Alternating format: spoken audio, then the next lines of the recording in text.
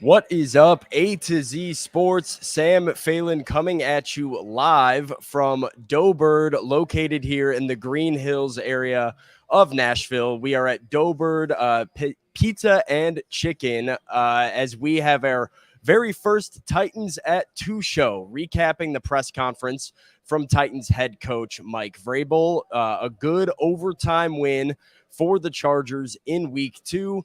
I just came from St. Thomas Sports Park talking to Mike Vrabel about the win, recapping a couple of the main topics. But once again, today I am live, as you see behind me, from the beautiful Doughbird, bringing you crave-worthy menu options with an unexpected yet perfect duo of pizza and rotisserie.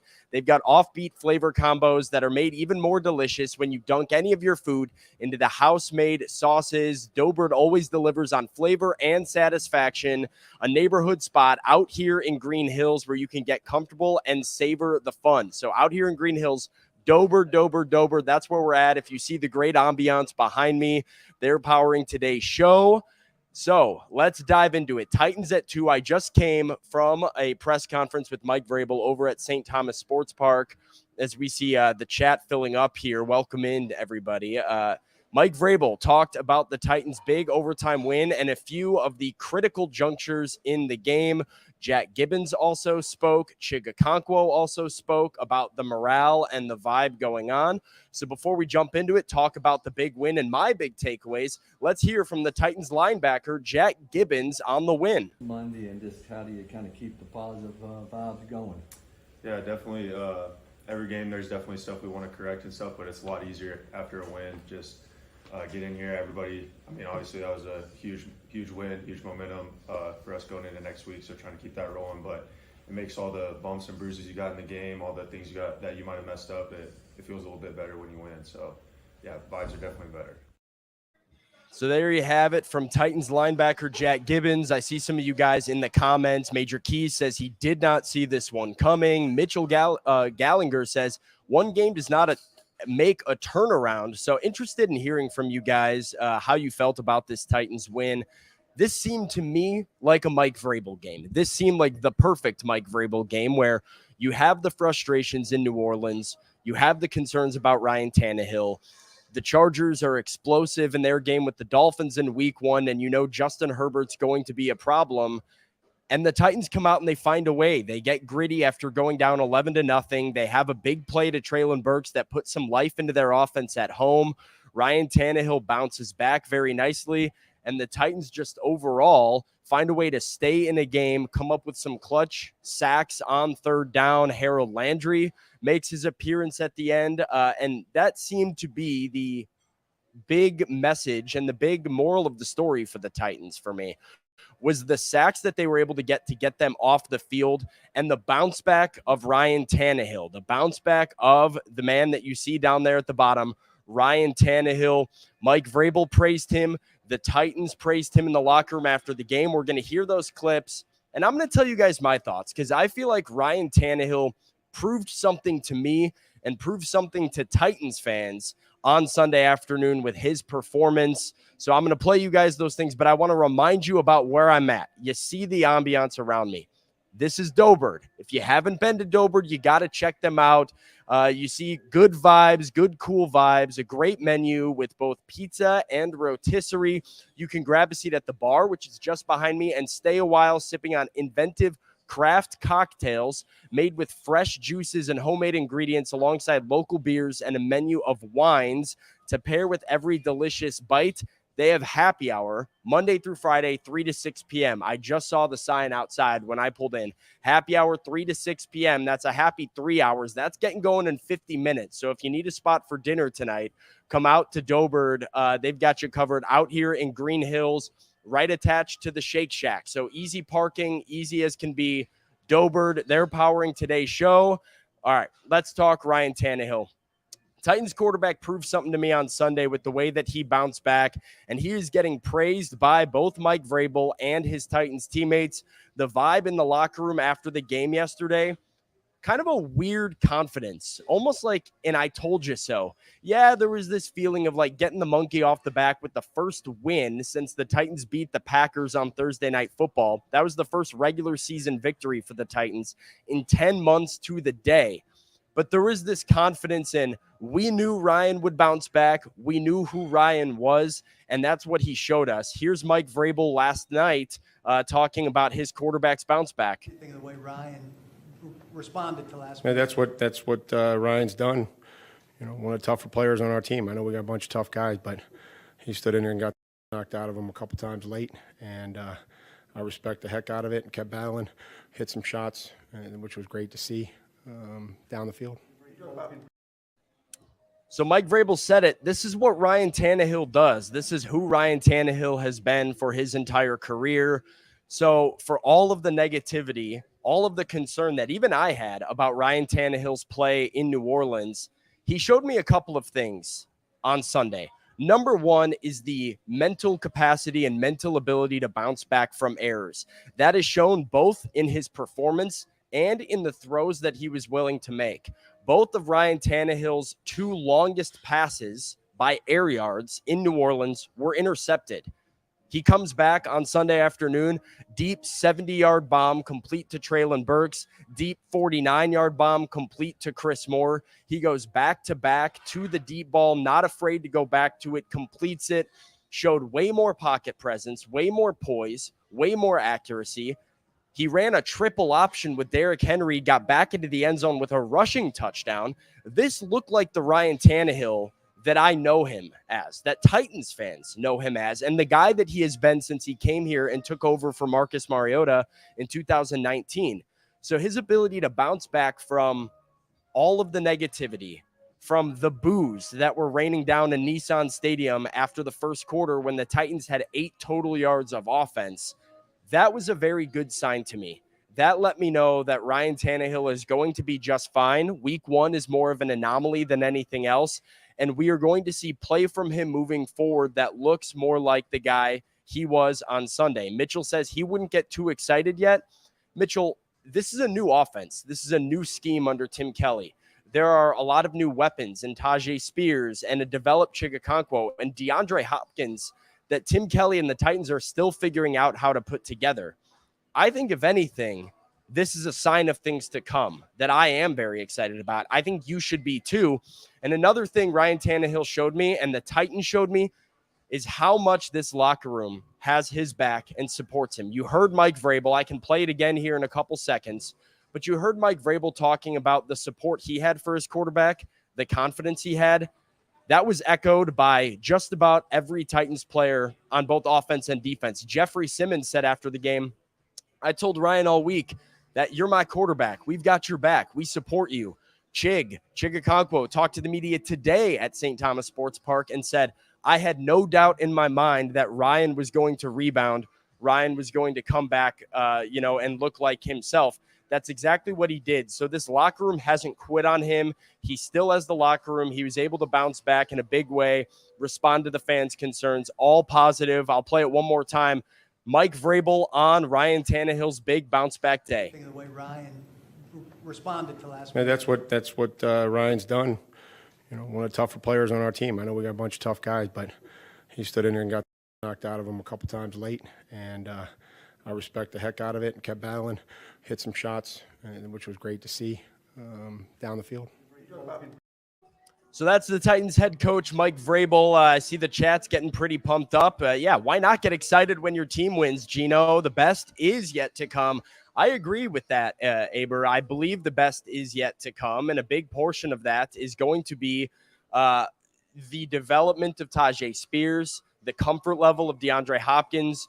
But if the Titans really do want this to get better, want the best to be yet to come, they do have to fix one thing. I'll tell you guys what that is, but first want to remind you about the beautiful ambiance and the beautiful setting that's behind me right here. I am at Doughbird, located in Green Hills, Doughbird Pizza and Rotisserie, where you're sure to find your flavor. If takeout is more your style and you don't want to come into Doughbird's location, It's kind of a mistake, but that's okay because you can still grab the family on the fly takeout bundle to feed your entire family. They're the go-to spot in your neighborhood with a great and unexpected menu combo of pizza and rotisserie located here in Green Hills. Like I've said, you got to hit up Dobert if you haven't been. Traylon Burks, Titans wide receiver Traylon Burks was here this past weekend before the game. Maybe fueled him for that big 70-yard score that he had. So Dobert's the spot to go. Even the Titans love it out here. But let's talk about this offense and what needs to improve. It's the sacks. It's the offensive line play. 5 sacks allowed for the Titans. 4 of them came on 3rd down, and the one that didn't come on 3rd down was on 4th down, and Ryan Tannehill really had no shot. So it's an interesting combo because I do believe you got 2 guys, or at least one side of your offensive line, that was a liability. And it's Andre Dillard and Xavier Newman, who was starting at left guard in place of Peter Skoronski. You see that first sack that just, completely unblocked. And then right here, splits the gap. They both go after the same guy. Joey Bosa is able to get home, sack Tannehill on 3rd down, end the Titans' drive. This left side of the line was a liability for the Titans early on. The good news, Xavier Newman only played 2 series, and Mike Vrabel said, I've seen enough. I'm going to make a change. And Dylan Radins, 8.5 months removed from his ACL surgery, comes in at left guard a lot better from that point on. Just 3 sacks from that point on. One of those was on Ryan Tannehill, not throwing the ball away when he needed to. Dylan Radins stepped up in a big way. Where they use Radins moving forward, I don't know, because Peter Skoronski will come back eventually. But Radins, a big positive, and a guy who Mike Vrabel singled out and saying, 8.5 months, what an impressive feat to be playing and playing pretty well. Procedure, and if you didn't know about him until late, how much of a challenge did that put on the staff to plug in somebody that maybe hadn't been out there? Well, I would say that sometime Saturday afternoon, probably became aware of that. The staff, it's on the players. The staff was, we'll just make sure that the next guy is ready, and they practiced and started with him, and give a lot of credit to Dylan to be able to jump in there. Being out 8.5 months, it's impressive feat for him to play the 50 snaps that he did and playing fairly well. So again, the concern is about Peter and his health, and the staff will be fine. That was Tennessee Titans head coach Mike Vrabel reflecting on Peter Skoronski's situation with an illness that kept him out of Sunday's game and the play of Dylan Radins. I see the chat pretty fired up about Radins. Jordan says Radins looked the best he has been. Dimitri says Radins the savior. Yeah, I don't know if I'm jumping off the savior train, but he did kind of save them, or at least give them a bit of a life preserver, a life raft for the Titans offensive line yesterday, because early on it was ugly. The reason the Titans fans were booing at Nissan Stadium, the reason there was a lot of unrest and discomfort, was because the pass protection for Ryan Tannehill wasn't really there. And as you saw on those videos I played, and I'll let them roll again here, it was this left side of the offensive line trying to deal with Joey Bosa. That was just a problem all afternoon. But Dylan Radins comes in pretty much better from that point on, not without flaws, not without imperfections, but for 8.5 months coming back, looked pretty good. Now, Peter Skoronski, Mike Vrabel did confirm today at the press conference, Peter Skoronski did have a surgery, which we presume is an appendectomy, to have his appendix taken out. That's appendicitis. I have had this procedure. I can tell you guys right now, Peter Skoronski is not going to play for the Titans in Cleveland. That is not going to happen. I think you have to keep your fingers crossed that he's going to make it back for Cincinnati. I don't think that's a guarantee either. There's a lot of pain that he's going to be dealing with post-surgery, post-op here, trying to come back from appendicitis and an emergency appendectomy that he had on, I believe, Saturday. So Mike Vrabel says, yep, they're going to monitor the situation, see where Skoronski is at. But for now, Dylan Radins appears to be the left guard for the Titans and their answer there. Where he is moving forward, if Skoronski's back, we'll see. We will find out. One other thing I think is of note of this Titans game, that I'm interested in seeing how it progresses moving forward, that we were critical of the Titans of in New Orleans, that I think was improved yesterday. The usage of Derrick Henry and Tajay Spears. Mike Vrabel had some funny comments about that very thing during his press conference a couple hours ago at St. Thomas Sports Park. So I'm going to show you guys that. We're going to talk and get into this little running back combo that the Titans are seemingly figuring out. But a quick reminder for everybody once again that I am here at Doughbird. I'm here at Doughbird Pizza and Rotisserie, where you're sure to find flavor. They have their happy hour Monday through Friday, 3 to 6 p.m. So that's going on tonight here, just in 35 minutes. Happy hour starts with deals starting at $5. That's half-priced bottles of wine on Tuesdays. And they recently announced a great new bottle and bird special that features a bottle of wine, a whole rotisserie chicken, and 2 sides for $40 when you dine in. That's $40 at dine-in for 2 sides, an entire rotisserie chicken, and a bottle of wine. That's part of their happy hour going 3 to 6 p.m. Monday through Friday. Come check out Doughbird if you haven't already. I honestly didn't know what to expect walking into Doughbird for the first time, and I have been overly impressed and loving the vibes in here, and, the menu just looks delicious. So come check them out in Green Hills. Easy parking, easy access, all of that good stuff at Doughbird Pizza and Rotisserie. Okay, Mike Vrabel addressing the Titans' usage of their 2 running backs. Something that I think is taking them a little bit to find some rhythm, find a vibe for. And as the Titans head coach pointed out, nobody's really ever going to be happy when it comes to the handoffs given to Derrick or the handoffs given to Tajay Spears. Kind of ideally for you as far as how they both did their Just thing? want them both to be productive, and we know that, Derrick's going to have to get his touches, and, Tajay can clearly help us as well. So whether it's too little, too much, I sat in here before, Derrick rushed for 2,000 yards, and he was getting it too many times. I don't know what to tell you. With Tajay, That's Mike Vrabel. Yeah, you hear him say it, right? He stood up there at the podium after Derrick Henry ran for 2,000 yards, and people were unhappy with how often he was giving the ball to Derrick. Now they get Tajay involved a lot more, and people are unhappy that Derrick's not involved enough. And so the story of this offense in 2023, it's really going to be about finding balance between these 2 running backs, these 2 playmakers, finding ways they can complement each other and potentially be on the field at the same time. I do think Tim Kelly did a really good job of that on Sunday. Tajay Spears continues to impress me, especially with his ability to run through tackles, find an extra 4 or 5 yards. Mike Vrabel joked, hey, guys, I promise at some point we're going to block for Tajay Spears, and he's going to rip off a 30, 40, 50-yard run. Right now, the blocks haven't really been there, and he's still found a way to be productive. But if you're able to set the edge for Tajay, get him into space, good things are going to happen.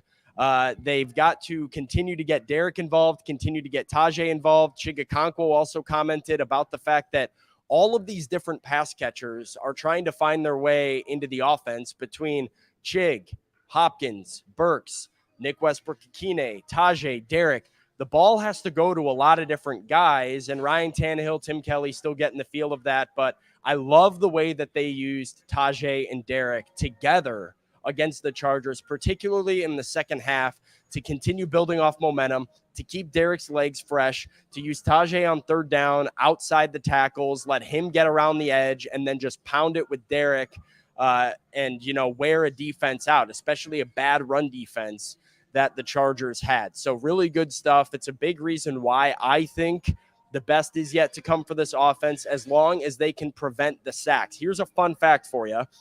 My colleague Paul Kaharski pointed this out to me. Drives when the Titans allowed a sack on Sunday, they ran 26 plays, 27 net yards, and 0 points. On drives they didn't allow a sack, 39 plays, 333 net yards, and all 27 of their points. So it's no secret what they've got to do. Prevent the sacks, keep spreading the ball around, use their best playmakers.